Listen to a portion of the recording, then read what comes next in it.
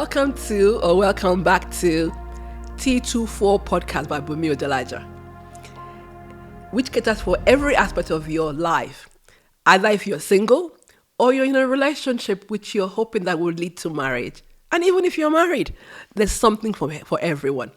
I'll be talking to you from my experience as a trained counselor, a trained mentor, a coach, and as someone that has been married for almost 3 decades, and also someone that leads the marriage ministry in my local church. So in this series, we've been talking about the 4 essential qualities in marriage. And this is the 3rd episode in the series.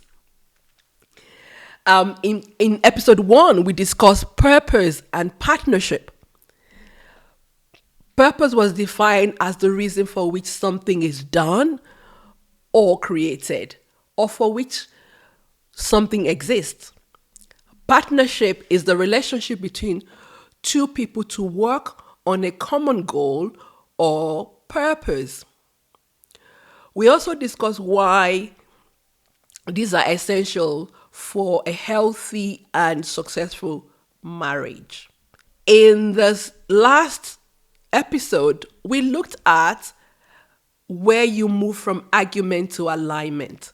Argument was described as an exchange or divergent opposing views, typically a heated or angry one.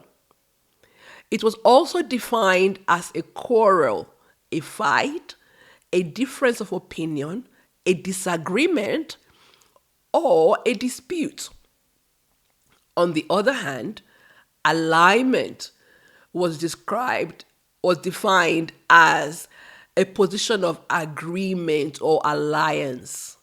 It is the proper positioning or a state of adjustment in a relation to someone else or to something else.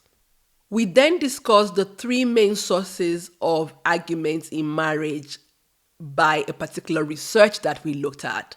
And these were sex, money, and children. We finally kind of concluded that episode looking at the tips of how you move from argument to alignment. So, in this episode, we will be exploring how you complement and not compete in your marriage. Compliment is a polite expression of praise or admiration.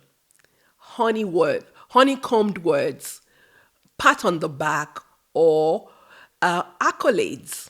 Compliments are not necessarily for big things. It could be the little things that you compliment. For instance, you might compliment your spouse on their look. For a woman, if you change your hair, did you notice that? For a man, it could be anything. Your biceps are growing. Did she notice that? So sometimes it's about appreciating the mundane and the regular things, not necessarily the big things. To give you an example, one thing that I know that my husband is very, very good with is compliment. And, one thing that he does is each time I serve him food, he would always compliment. He would always, always compliment. And, I said to you earlier that I've been married for almost 3 decades. Imagine how many meals I've served this man. And every time, he would always compliment. And it's important, it's good, because for me, although I genuinely enjoy cooking, I do. But his compliments makes me feel good, encourages me also to, even want to try new dishes, do something, experiment on something else. So always bringing something new in terms of food to the table.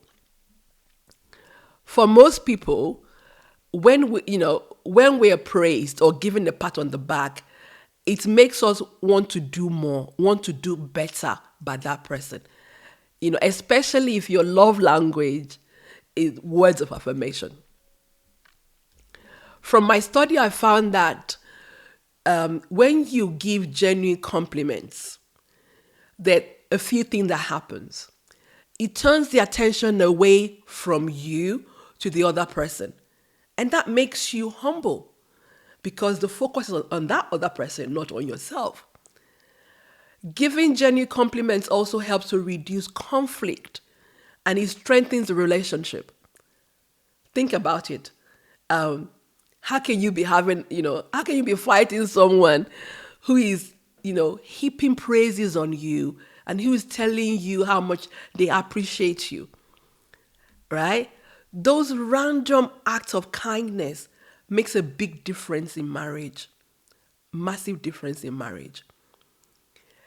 Paying compliments also makes for a recipe for happiness in your home. And this kind of supports what I've just said in the previous point. Giving compliments is also a way to express your appreciation and show that you value the recipient. I know people might say that, if you praise her too much, or if you praise him too much, you might devalue the compliment and the person might feel, the head might swell. No, actually, research says otherwise. Research says that when you compliment someone, it helps them to want to do better by you. At this point, can I just say that it should not just be the husbands who are paying compliments to their wives. Men, don't worry. You can thank me later. Men also like to receive compliments. It's not just the women that should be complimented. I know that some men are not too big on emotions. Yes, my husband is not big on emotions, but even he appreciates, compliments.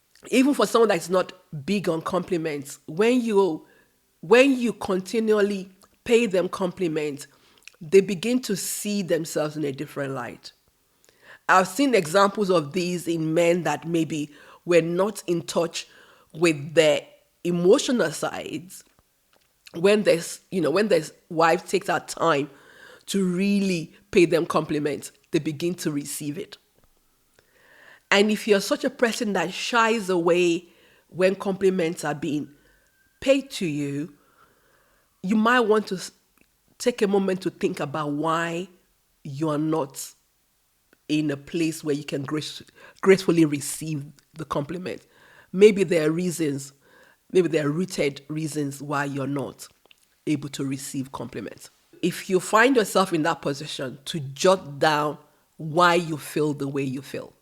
Why is it that you shy away from either paying compliments or receiving compliments? I'll give you a few minutes to do that. Okay.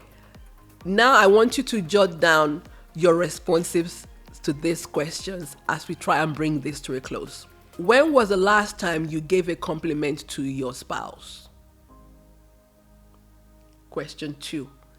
How did it make them feel? Number 3. When was the last time you received a compliment from your spouse? Question 4. How did that make you feel? I'll give you time to ponder upon that. I'm aware that some people might not, some people might cringe on the thought of compliment being given. But it's important that you take time to look at that and see why is it that you shy away from receiving compliments. Do you realize that even God gave himself compliment? Right? Think about it. Let me read you a scripture. So in Genesis 1:31 in the Amplified, God saw everything that he had made, and behold, it was good. And he validated it completely. Validation is compliment. He validated it completely. And there was evening and there was morning the sixth day. So when you validate, when you give credence to or support the true value of something, that makes the recipient happy. That helps to flourish the relationship. So seek ways to pay compliments, give compliments to your spouse. We're now going to look at the second part, which is compete. So we have explored why it's important to pay compliments. Now let's look closely at compete. Compete is striving to gain or win something by defeating or establishing superiority over others. It is to take part in a contest. I'm going to read out words or phrases which are often used to describe the word compete. And I really want you to ponder upon them. Here we go. Battle, fight, contend, tussle, wage war, go head to head, be a competitor, challenge, rival. Does any of these words ring true to the current situation in your marriage?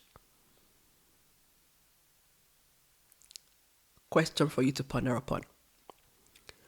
Do you find that you're always butting heads with your spouse?